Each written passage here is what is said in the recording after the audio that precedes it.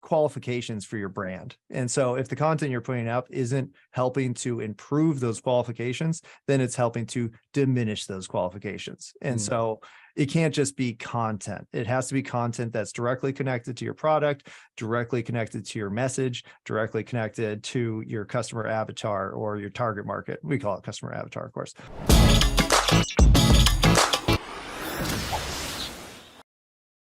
Hi, everyone, and welcome to another episode of the High Level Spotlight Sessions, where we showcase awesome marketers doing awesome marketing. Today, I'm excited to be joined by Mark de Grasse. He's the president of digitalmarketer.com, the leader in education for marketing professionals. Mark, thanks so much for coming on. Thanks for having me on. I'm very excited to be here. Oh, well, we're excited to have you. We're big fans of Digital Marketer. We've been involved in a few of the events. I'm quite certain we share a lot of customers. So I think our talk today is really going to resonate. Awesome. Yeah, no, we love you guys. Everybody talks you up. I think, I had an agency before becoming the president of Digital Marketer, and I wish you were around then because that would have made my life so much easier. When did you take over as president for DM? It was actually July 2021. Yeah. So it feels like longer ago. It does feel like I feel like we were at TNC kind of just hearing the news. But so yeah, that's been almost 2 years then, coming up on 2 years.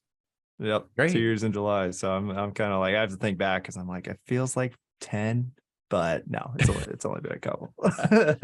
Well, tell me a little bit about the origin story. What was the agency life like before you joined the team at DM? You know, what's funny is the whole reason I started the agency was because I had started an education platform for marketing. And my whole goal was to teach small business owners how to do marketing themselves so that we'd have better content online so that they would be able to actually, communicate with their customers directly. Turns out that nobody wants to do that. I think I was selling basically a set package where I would set up the brand, I'd set up the website, set up the funnel, and then I'd create a list of like 30 to 50 custom videos showing them how to manipulate all the elements that I set up. And only about 5% of the time was it adopted. And so I only did that for 6 years and then I stopped. So I did it for 6 years. And what happened with the community was that everybody just kept asking like, can you do it? And so I made the agency, but I really wanted to teach marketing. And what I eventually realized was that I needed to teach marketers marketing because they're the only people who actually want to learn that stuff. Everybody else just wants to hire marketers to do it. So when Digital Marketer came along, I actually worked with Scalable, the bigger company, to work on their content strategy for multiple brands. And then they decided to kind of focus on Digital Marketer again. And that's how it all kind of happened. And now we've made a ton of changes and we have even more planned for this year. So it's exciting. That's awesome. Well, let's dig into it. I'm excited to talk about content marketing with you. I think you kind of already illustrated some of the traditional sort of pain points around it, right? Like we can't leave businesses to do it for themselves because they just won't, right? They don't have time. They don't know what to do, et cetera. But as an agency, trying to do it for them can also lead to a lot of pain, right? In a lot of ways, I think we've all made the mistake of, and maybe some of you watching are still making it, of being reactive to what the clients are telling you they want you to produce for them, right? And you're just saying yes because you can do that, but really you should probably take a step back and think about whether it's a good idea or in their best interest to be doing that. So let's start there. How do you approach content marketing when we're agencies working with clients who think they know what content should be being created, but likely don't? Oh yeah. Well, the fallacy with content is that you just need content, right? It's like, well, something's better than nothing. And it's something that I used to tell my clients too. I'm like, well, we'll just get something up because at least, your competitors aren't really posting anything. So at least we have something on there. You're doing better than them. But as the years went on, I realized like, that doesn't really matter either, because if you don't connect the content to the thing you're trying to do, which for most businesses is make money, then what the heck are you accomplishing? What you end up accomplishing is maybe some awareness, maybe you feel a little bit better because there's some items in your blog, but at the end of the day, all you're doing is just posting junk. It has no connection to your products, no connection to, say, your brand principles and your branding in general, and it's just stuff. And it's usually created by the person in charge of the stuff, which ends up being like your social media manager, which means it's even more disconnected from the marketing team and from the sales team and from the owners of the company, because who gives a crap what, you know, Sally puts on TikTok? We don't even look at TikTok. And it's like, but all content that you put on your website or on other platforms is, you know, basically qualifications for your brand. And so if the content you're putting up isn't helping to improve those qualifications, then it's helping to diminish those qualifications. And so it can't just be content. It has to be content that's directly connected to your product, directly connected to your message, directly connected to your customer avatar or your target market. We call it customer avatar, of course. And if you're not doing all of those things, then you could be wasting your time, which is, for me personally, that's a nightmare.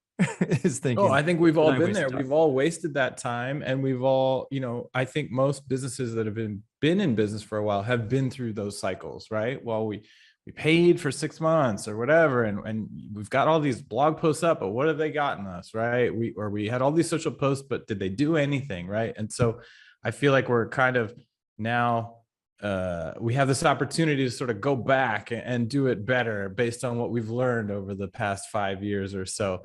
And so how do you teach folks where to start, right? How do you put together a program that is going to be meaningful for your clients?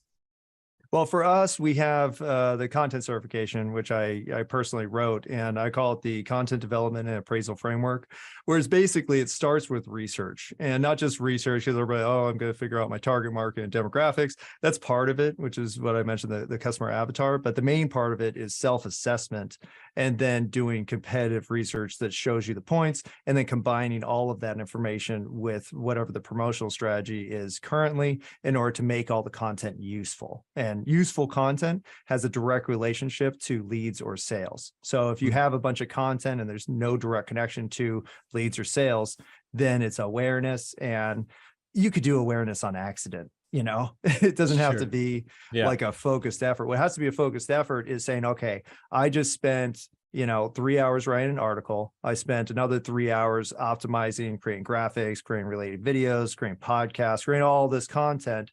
And then if it's not connected to anything, then maybe you just wasted 8 hours on something that's like, I don't know. I think somebody mentioned that they heard about it and then they went and bought. So, if you really want to get into content and you have to be scientific about it. And we've been this way with paid media and even social media for quite a while. You analyze your impressions, you analyze your statistics, you analyze where everybody clicks and where they go. But for some reason, content is just like, well, just put some crap up. Like, whatever, have somebody write it. I'll just outsource that.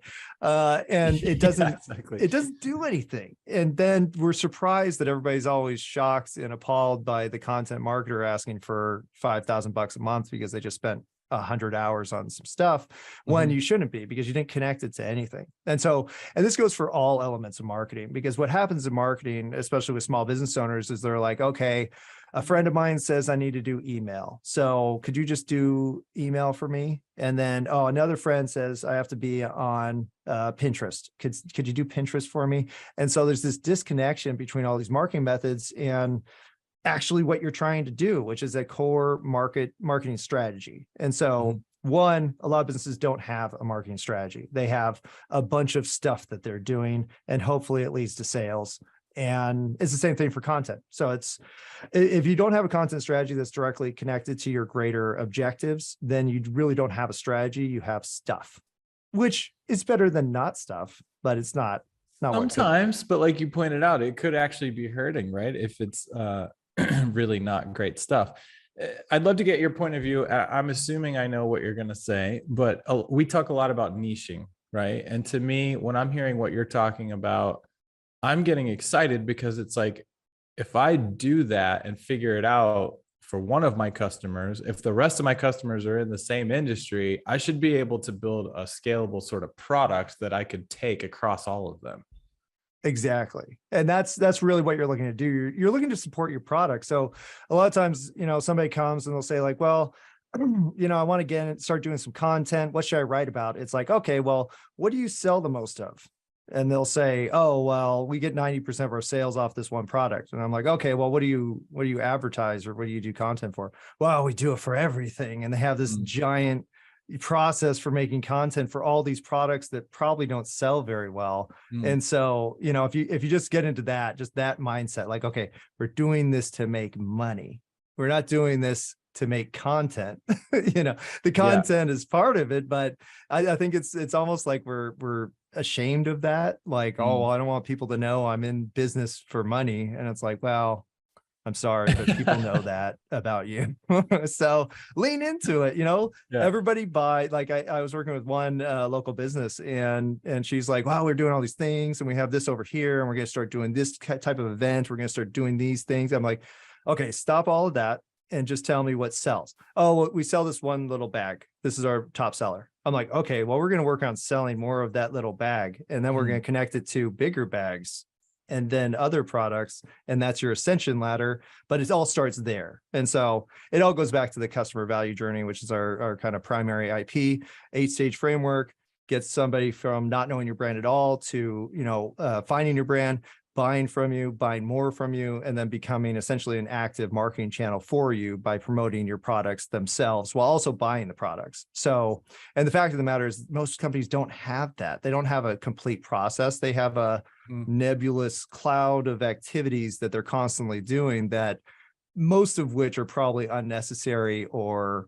superfluous or, a waste of time. And they just do it because they're worried that since they haven't set their structure, they're worried if I take out this component, the whole thing might just fall apart because I don't even know what that component does. And it's like, okay, well, let's put it into this framework, this one 8-stage framework. And if you're missing these components, then we'll just fix those components. And now you have a set path that you could measure, you can optimize, you could change, you could do all these things. But if you don't have the structure itself, you're living in a house of cards that could collapse. And that's why you're so afraid to make changes. That's awesome. I love the idea of frameworks. I think, as marketers, we all come up with our own, and what's important to me is that you just have one, right? Because I think that brings clarity and clarity drive results. And so when I'm hearing you say that, my gears are spinning towards the sort of businesses that I worked with in the past, right? Like med spas, they all do some sort of body sculpting, right? So it's like, hey, you'd probably like to sell more of that, right? Okay, great. Well, let's build a content strategy specifically for this, and we're going to run it for the next quarter or 2 quarters or whatever. But like everything will revolve around us selling more of that for you, and it'll be very clear if it worked or not, right? And it's easy for clients to buy into that because they're like, now I understand what should be happening in social media and on the blog, and it should all be driving back to more cool sculpting sales or whatever it may be, right? And whether that's, correct me if I'm wrong, but a lot of folks work in home services, right? I think seasons are great opportunities to build frameworks around, right? It's like, oh, okay, well, we plan for winter now because it's summer, and we roll out the strategy through those months, and it drives these types of sales, and then it switches in summer for these types of services. So talk to me a little bit. Am I on the right? Is that how kind of you would apply the framework of saying, hey, let's look at what you want to sell more of, and let's put some time frame parameters around that, and you're going to understand the activities that are happening within that time and the result they're supposed to produce. Exactly. And so the CVJ that I talk about is really about one product or one product line. And so that's another mistake that people make is they think like, oh, I'll just have one grand strategy for the entire business. And it's like, no, business is more complex than that. Your customers are more complex than that. We have the customer avatar, and I keep on saying that, but the difference between our customer avatar and most businesses is that it's a much more in-depth and personal look at your customer, your target customer, than just some demographics, 30 to 45-year-old men who wear glasses and shoot video. And so we're going to market to you this thing. It's like, no, you're a person. Let's call you something. And so we actually name our avatars. So it's like, William, the wall painter, and then you break it down. So what it is, and the best part of it, we call it the customer avatar canvas, which is just a simple PDF document, is the before and after grid. So it's not just your demographics. Demographics are in there, but then you also have motivations, you have fears and frustrations, you have goals and objectives, and you have this person, and then you do a before and after grid, basically stating, okay, here's the person's before, here's what they look like before. And so it's say you're selling a pair of shoes, and you're like, okay, before, this person's shoes were ugly, they were run down, their feet hurt at the end of the day, nobody complimented them ever about their shoes, they never matched their clothes, and then they found the Super Shoe 5000, and after they put those shoes on, man, Bob got so many compliments, and everybody was just asking him if he'd grown in height because he looked a little taller. And his wife was just saying, hey, did you lose weight? And now Bob's a happy guy. And now just visually you're picturing Bob and you're like, man, Bob, she seems like a happy guy. And so what happens, and how you're supposed to do your content and all your marketing in general, is you're talking to Bob. You're not talking to 30 to 45-year-old guy. You're talking to Bob. Bob's a real person. Bob has a couple kids. Bob has a really demanding job then where he's on his feet all the time. You want some good shoes for Bob. And so then you can start to see like, oh, how would I market to Bob? What creatives would you use? What words would you use? And then that one picture, Bob, becomes who you're selling to. And that's so much easier to build content for than random guy. Because then what happens is you'll start generalizing your content, and generalized content is crap. Generalized content is WikiHow, and the crummy websites you end up on, and we're like, I know I need to twist the cap counterclockwise. That wasn't my freaking question. Like, give me some useful information. And so, once you get that picture in your head, then you can start to build the customer avatar. Because how are you supposed to walk somebody down a path if you don't know who that person is?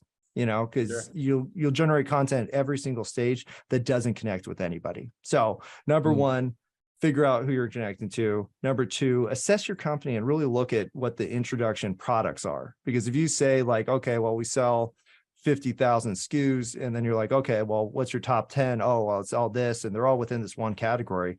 That's the intro. And that's what we call conversion. So stage 4 is conversion, and it's not about making money. It's about making your customer avatar make a commitment. And so the commitment could be $1. It just has to be some financial commitment to your brand. And now you get them excited about that purchase. And now you ascend them to making money. But I think for most funnels that you see, content otherwise, people are usually just thinking about getting money, right? They're like, well, I got to make my revenue number this month.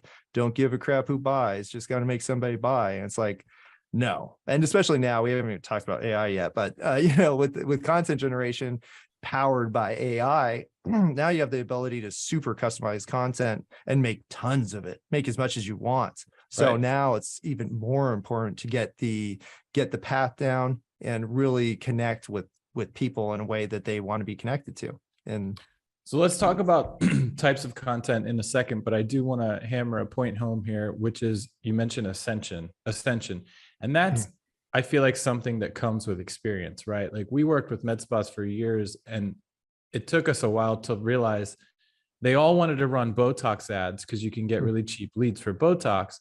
But what they really wanted to sell was cool sculpting. So it was like, okay, we need to have a plan here. We'll get the cheap conversions, but that's not going to make you money. You're not going to be happy with us in 3 months if all we did was generate a bunch of these cheap Botox deals. We need a plan to convert them into, ascend them into your higher ticketed thing.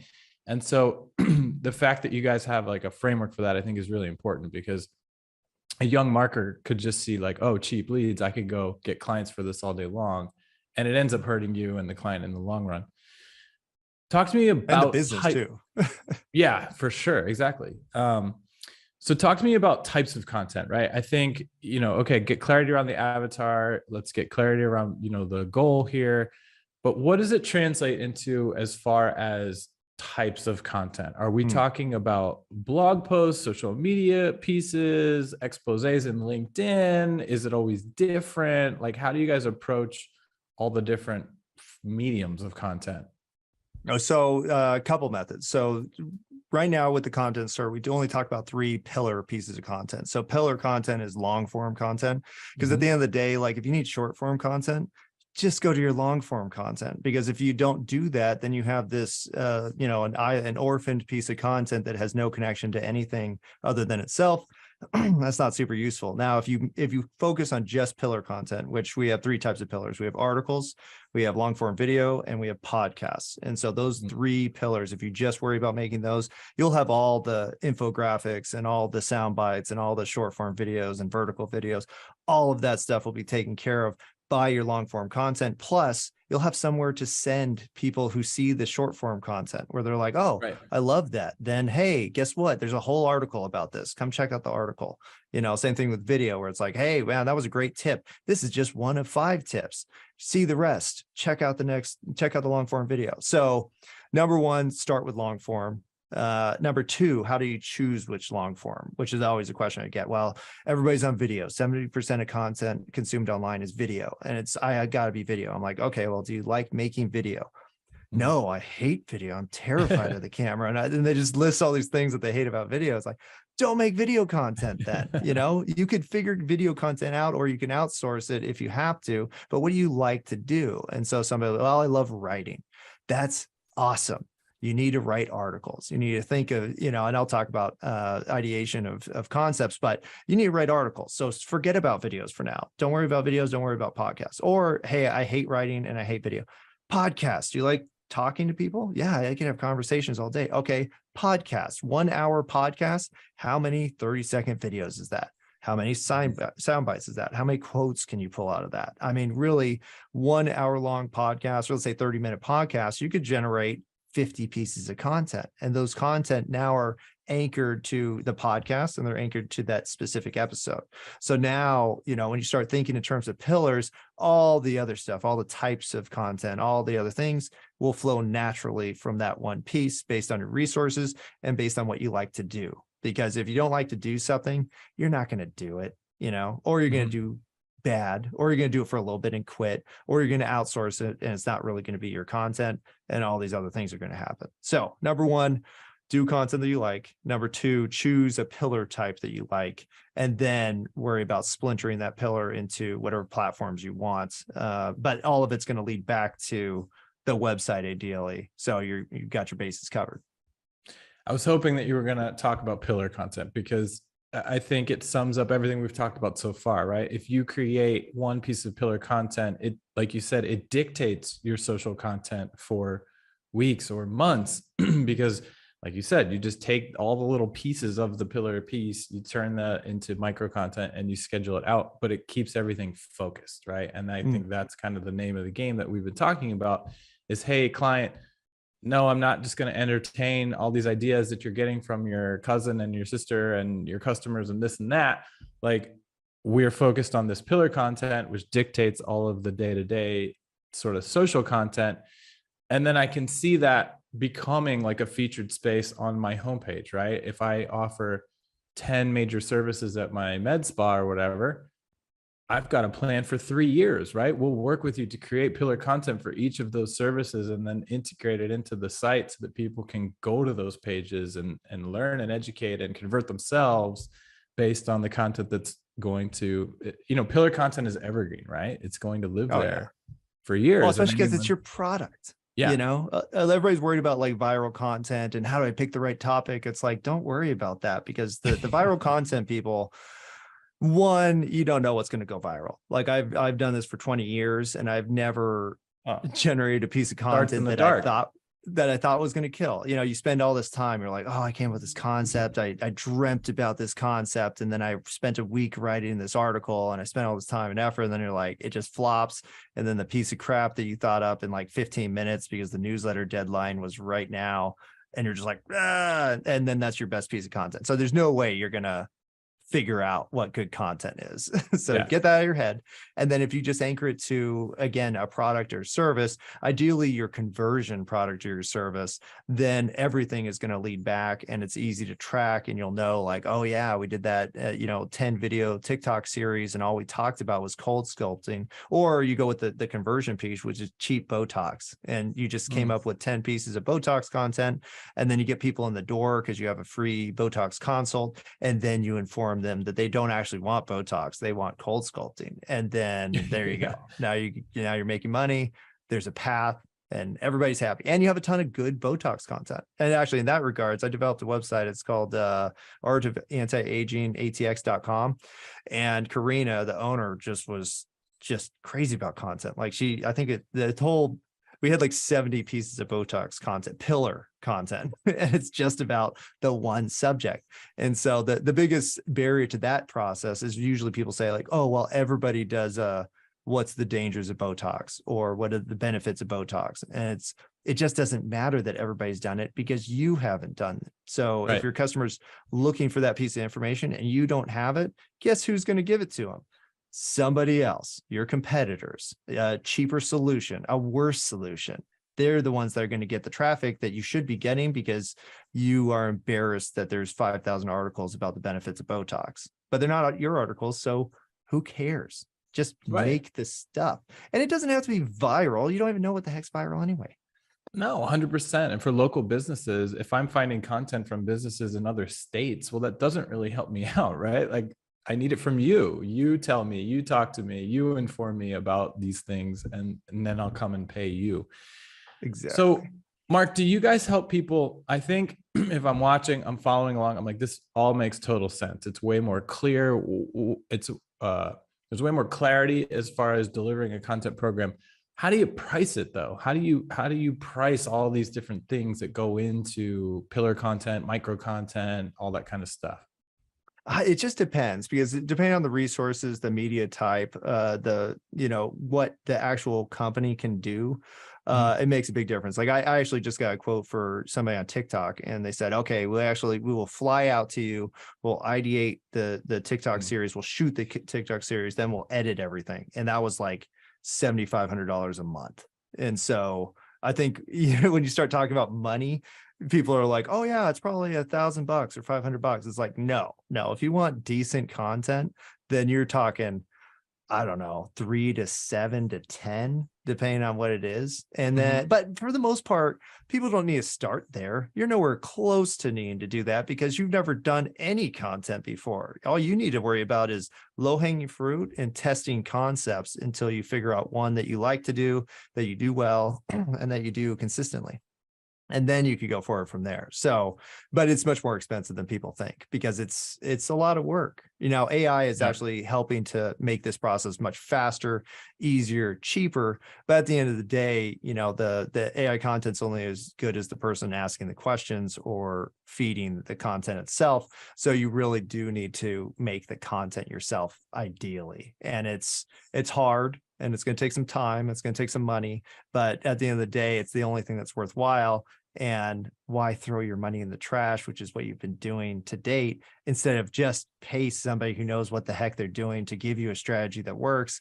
And then you could worry about making it cheaper once you understand what's going on. So I'd say, it's probably for good content, like quality, original content, not AI, whatever.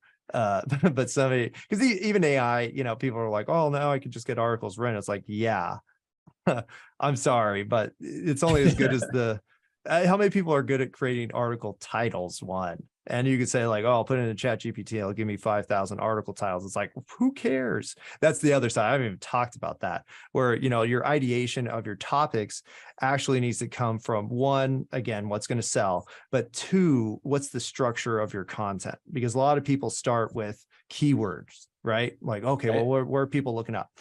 Don't do that. You need to worry about your content structure before you actually get into anything else. And even when you do start making content, you need to think in terms of content series, not a single piece of content. So number one is that everybody screws up the process by starting with topics rather than structure. And then they end up just making a bunch of crap because you could come up with 50 million topics and it could do nothing for your business because none of the topics are connected. And so even if you do get a bunch of people to click on one, it doesn't matter because there's nowhere else to go. So if you start from a top-down structure, then you start thinking, okay, what's my primary category? What's my subcategories? And what are the content series that are going to be directly related to each other? So if you look at the Digital Marketer YouTube page, you'll actually see that we come out with usually 5 to 6 videos at a time, and it's all the same subject matter expert, and it's all the same subject. And so we're coming out with our social media search soon. So you'll see a Pinterest series, and you'll see a LinkedIn series, and you'll see a Facebook series. And the reason why series work is because you want subscribers and you want followers,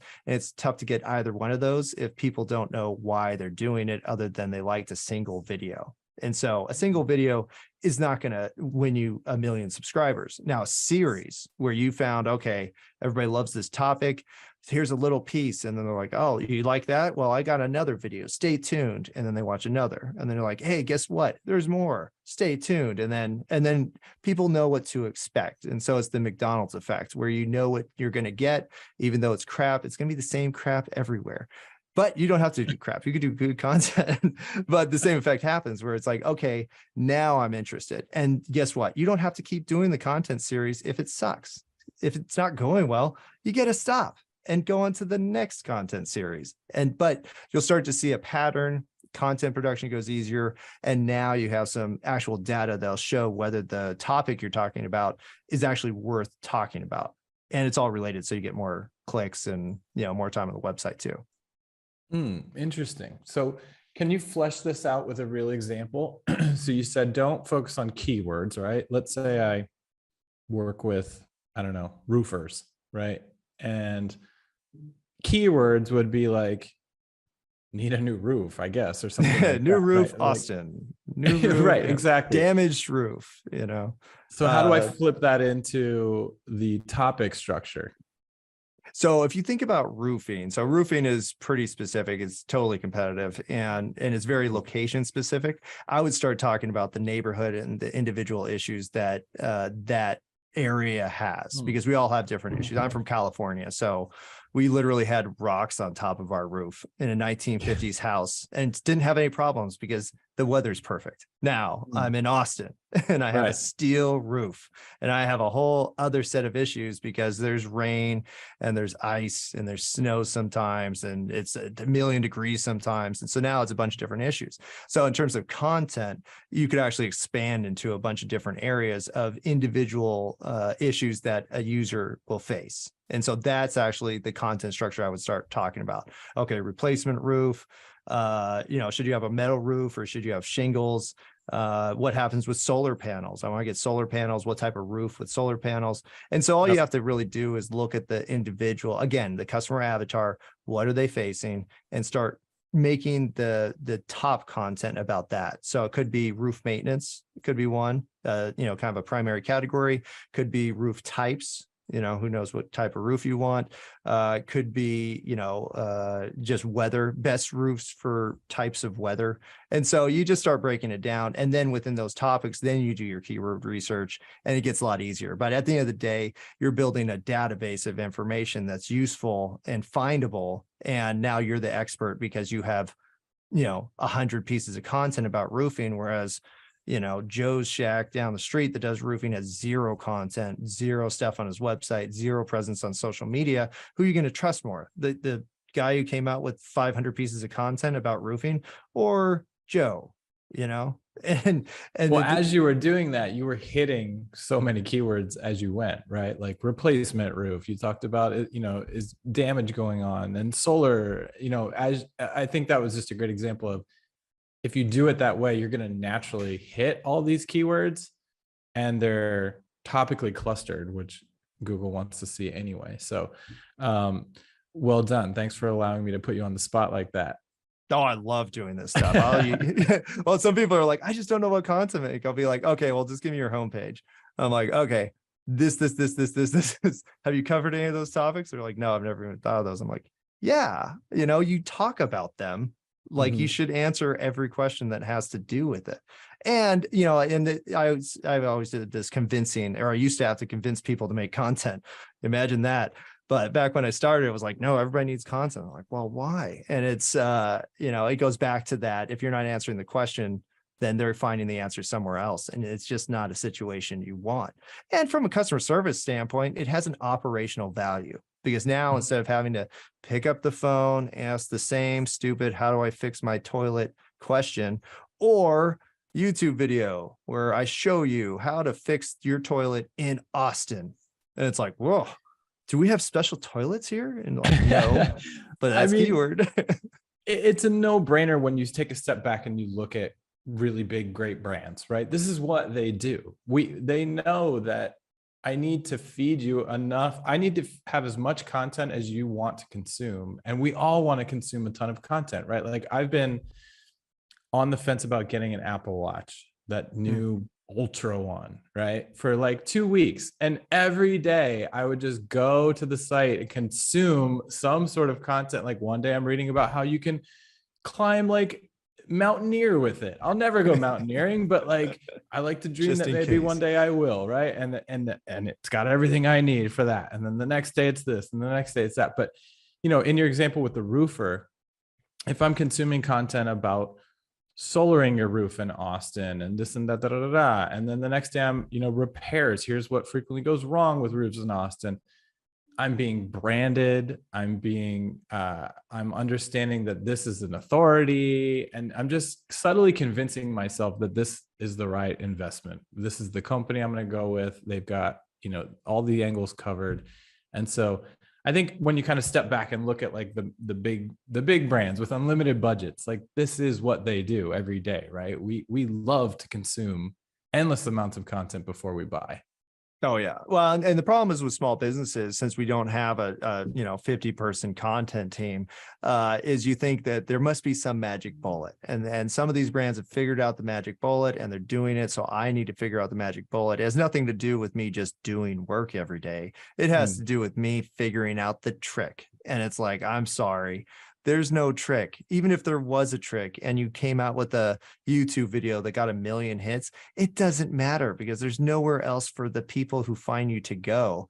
And so that's where the volume of content comes in. And you just think like, no, I just need one good piece of content. It's like, no, it's not how anything works. It's not how you personally work. If you think about your personal habits of consuming information, it doesn't go, hey, I saw the latest viral video, I'm going to subscribe to that person. No, you're going to click on their channel, realize that this was a fluke, and then you're going to leave and find somebody better. Now, TikTok does have that down where if you find a piece of content on TikTok and you look at the profile, you'll be like, holy crap, this is good. But that's part of the model, is that they only promote those videos that are from consistent content creators that they now like, and now they'll send you traffic. And so that's the difference, because we want that magic bullet. And today, especially with SEO, if you optimize the right article the right way and just hit it perfect, then yeah, you might have an article that does like 99% of your traffic on accident. But that's going to start happening less and less because of how, search engines and AI in general are starting to adapt to content online. So forget all that, forget the tricks, just get good content that connects and is useful to your audience, and then do a lot of it forever, because that's what we do now.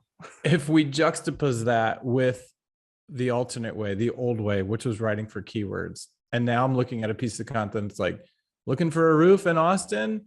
Well, let me tell you about Austin roofs. Roofs in Austin typically, and you're just stuff. Like, that's doing nothing for anyone. And I think it's just night and day when you kind of take a step back. You mentioned the elephant in the room. I have to ask you about it before we finish. AI, it's everywhere you look, in all the news. Talk to me. I think you've expressed some of your views. It doesn't sound like you are worried about AI, stealing any marketers' jobs in the near term. But I love it. The fact of the matter is that AI makes good marketers and just effective people 10 times more effective. Like the amount of research that I could personally do in like 30 minutes is probably 10 times what I could have done before. The ideation, the little, crap content sound bites that you just need for everything. Like, I have an event page. I need 150 words. Let me think about this. It's like, no, just put that in the machine spits it out in 5 seconds. Nobody cares. Like, for those types of little pieces, it's fantastic. Now, the people who should be worried are the people that, one, have no skills, have no experience, have no idea what strategy is, have no idea what they're doing. And then, oh no, yeah, Billy's going to have to not be useful anymore because he was, spending 8 hours doing a little content piece that I can now do in 50 seconds. So the data entry stuff is going to go away, and eventually it'll start gobbling up these other things that we want automated anyways, because at the end of the day, it wouldn't be that hard for somebody to come up with a concept where I create the pillar content, I feed it into a thing, it spits out 10 Canva quote graphics, it spits out 10 scripts to do vertical YouTube video or vertical TikTok videos, it spits out podcast concepts and potential guests for this specific subject. Like, that's pretty close. So even the content splintering is going to become automated and better, and so at the end of the day, it's going to make good marketers so much more effective. And then what I actually realized, because I was thinking, I'm like, man, why do some campaigns just feel good?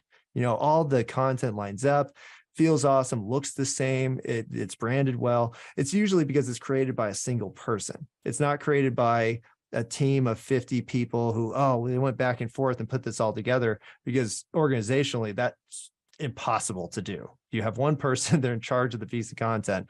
But the problem is that you start breaking out platforms, and now the content starts feeling different. It doesn't feel the same. And now you've disconnected from your customer. So what's going to happen, I think, is that you're going to have like the dawn of the ultimate marketer, where a person who could ideate everything, come up with the campaigns, actually build everything themselves or with minimal, assistance. And then you're going to have these things that just feel like billion-dollar brands coming out with campaigns that just look great, sound great, and have the consistency that people expect from bigger brands. So I think that's going to start to become normalized. And then we're going to have to refocus on the customer, where now, customers are going to expect good content from you. And if you don't have good content, they're not going to buy your product. And that's going to be the bigger issue that brands are going to face, where you can't have crap content because nobody will look at your stuff, and you can't have crap product either. And you can't have crap customer service. So all these things that we've pretended matter, that we've actually, spent a lot of time commoditizing for the last 10 to 20 years, is now going to come back to the forefront of, no, customer service matters. But Mark, what I'm getting from you is that AI, and I 100% agree with this, it's almost going to be like a skill set, like being able to touch type, right? You're more valuable. Like 5-10 years ago, it's like, all right, you can touch type, like awesome, you're hired, right? You're going to be able to produce at a faster rate than someone who can't. Oh, Photoshop, like, oh, that's a skill set that's valuable. I think moving forward, knowing how to manipulate AI will just be a valuable skill set for a human to have and become a more valuable employee or team member. Exactly. I always compare it to engineering and CAD software, where it's like, before you used to have entire warehouses full of skilled people drawing and sketching aircraft. Like, the concept of it is insane to me. Like, how did that work? And then you had somebody who could do everything, could take a idea in their head and turn it into a 3D aspect that functions. I mean, just imagine how that changed that industry. This is the exact same for marketers. And actually, and that's why I say it's the dawn of the true marketing professional, because people are going to start looking at marketers. They're going to be like, oh my gosh, what you do is literally magic to everyone who doesn't understand it. And to date, we haven't had that capability, because you had somebody who made the strategy, and then they had to work with teams of people to execute that strategy. And it got all convoluted and messy in the process, and was just not as cool as it could have been. Now get rid of all of that and just say, no, we hired this person, and they're going to create something amazing, and they're going to do it 95% themselves, and they're going to know every aspect of what's happening. And now we get into some real cool marketing, and it's going to be fantastic, and I will say this too, because everybody thinks that everybody's on this AI is going to, be a thing. They're not, because I've been interviewing for a new assistant, and I asked, I'm like, how many of you use AI? Because I do these group interviews. None of them out of 10 10 It's young so people new. in their 20s. Yeah. I mean, it's so new and it's hitting, but it is hitting so fast. It's impressive. How long do you think it'll be until you're baking it into courses? We actually have an AI boot camp launching tomorrow. Really? So yeah, I mean, it's kind of funny because, digital marketer is more of a traditional, or, very into copywriting, very into paid media. And they actually brought me in for the content component. But those two traditional aspects, I kind of thought, I was like, well, I don't know, does it fit with the brand? And that was like, we're doing a boot camp. And I'm like, oh, okay, well, that's awesome. I thought I was gonna have to Yeah, that sell is awesome. somebody on this, but it's the future. It's like, and it's everything we're talking about. So we just did our M3 mastermind last week, and it was 2 days of just talking about AI solutions with 7-8 figure marketing agencies. And it was like, this is what we're doing now. And if you look at somebody like Julia McCoy, and she did coin the phrase AIO, which is artificial intelligence optimizer or optimization, which is basically saying, hey, we're not going to be necessarily generating everything ourselves, but we're going to be guiding the process, and we're going to be using these tools to make everything better, more consistent, faster than they've ever been. And yeah, I mean, that's the future, and it's happening really quick. If you've noticed the layoffs at like Dell and Google and everywhere else. Yeah. Oh, I'm seeing, I mean, it's crazy. I'm using it more and more myself, but I can see, like you said, a marketer being able to take things further themselves, but I don't think it'll be all the way. I think it'll be like, hey, and here we're going to have a nurture series of X amount of emails. Here's 10 like AI top like subjects I generated. I'm going to leave it to the copy team. You guys flesh that out. But like, I think this is close, right? Or like generating an image. It might not be awesome, but it might be enough for me to go to the graphic designer and say, this is what it's, fix this, but like, this is where it's heading. Right. And I could see that being a lot of the day-to-day of a marketer being able to express more of what they're thinking, even though I don't have the graphic design skills to actually go and do it. Well, and the thing is, like, now I use Midjourney all the time, and I am a graphic designer, so I've done this forever. I'm also a writer. And so in terms of prompting information, plus understanding layering aspects and photo aspects, and even photography and videography cues, it's different. Not everybody could do that, but way less people will be able to do it. So you might have one, say master marketer who's the one that's guiding the whole process, and then a few people who execute the specific aspects of it, but it's going to be way less people than it was before. And that marketer is now going to be able to answer questions in a boardroom about every aspect of marketing, instead of, oh, I'm going to have to run that by our paid media team, or, oh, I'm going to have to run that by our creative team, or, oh, I'm going to, all these different aspects. It's going to be, no, you are the person. And if you can't explain exactly how this marketing is leading to us having more money, then you're what the heck are you doing? You need to figure that out. And so I think it's, the good news is that a lot of people don't want the jobs that are going to be replaced anyways. Like, nobody's ever been like, I just love data entry, I have to look up these stats on 50 different places, and then I put them all in an Excel sheet. It's like, nobody wants to do that. It's boring. Totally. It's not creative.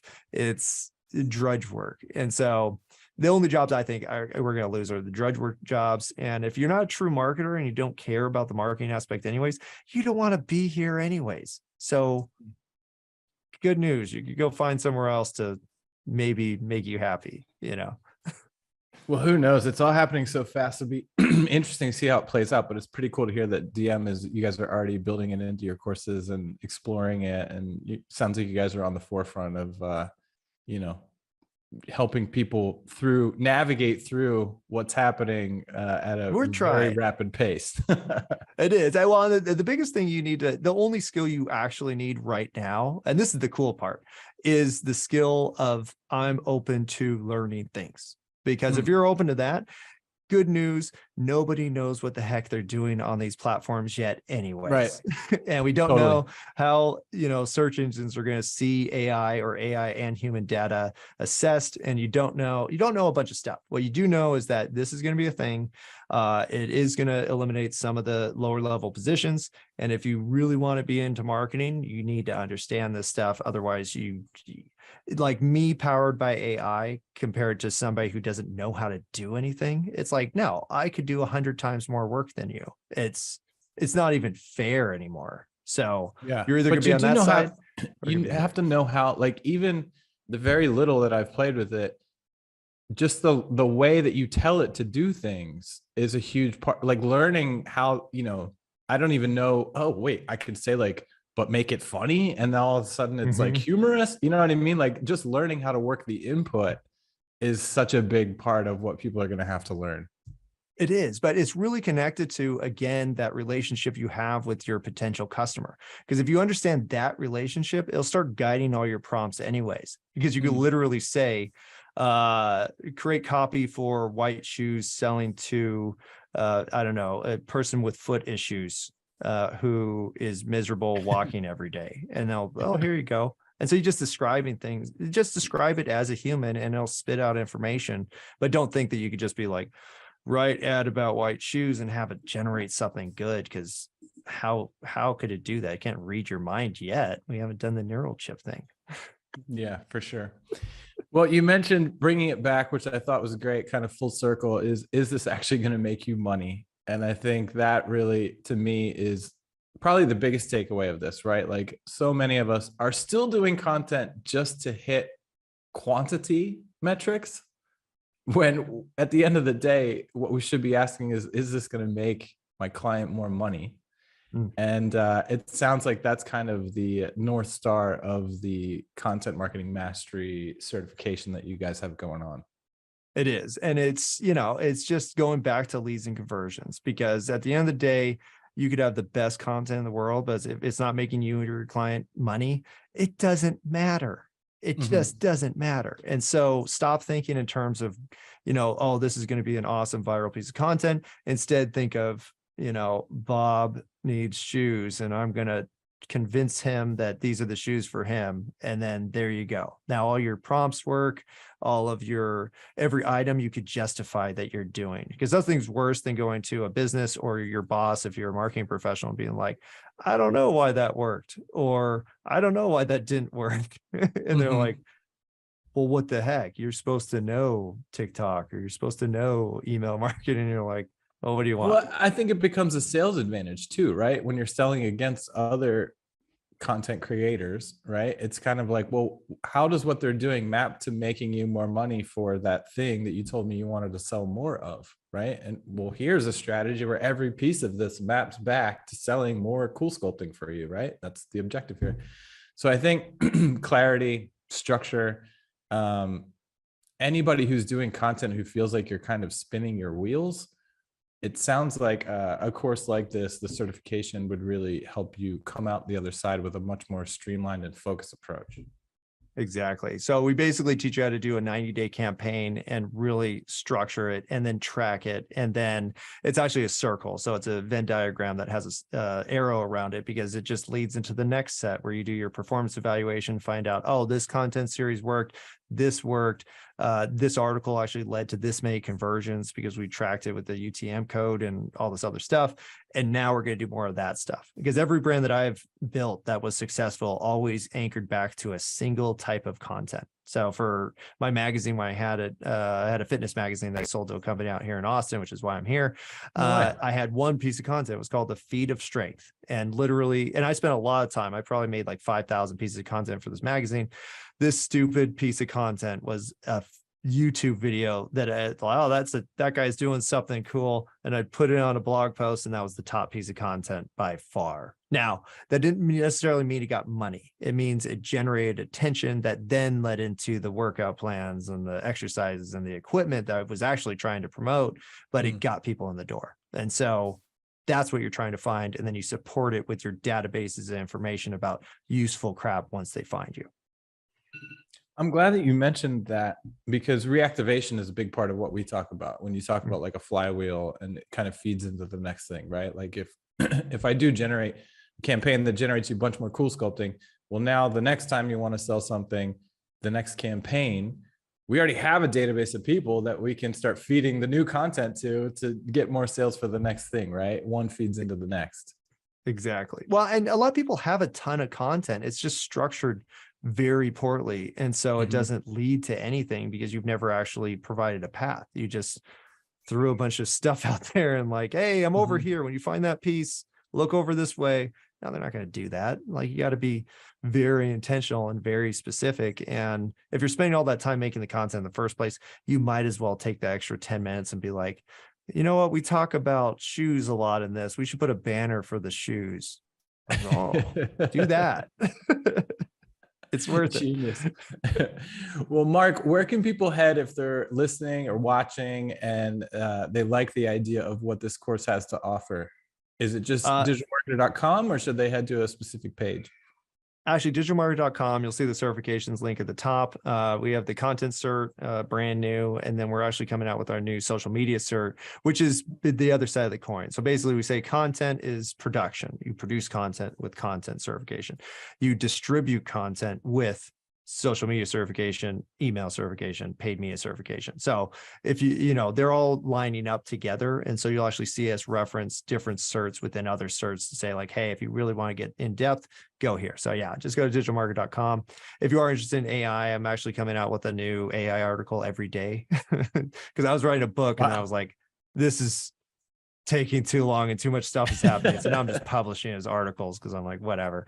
But yeah, if you go to markdegrasse.com, there's actually a link and it has AI articles, AI applications, which is just ideas they came up with for how to apply AI to different businesses.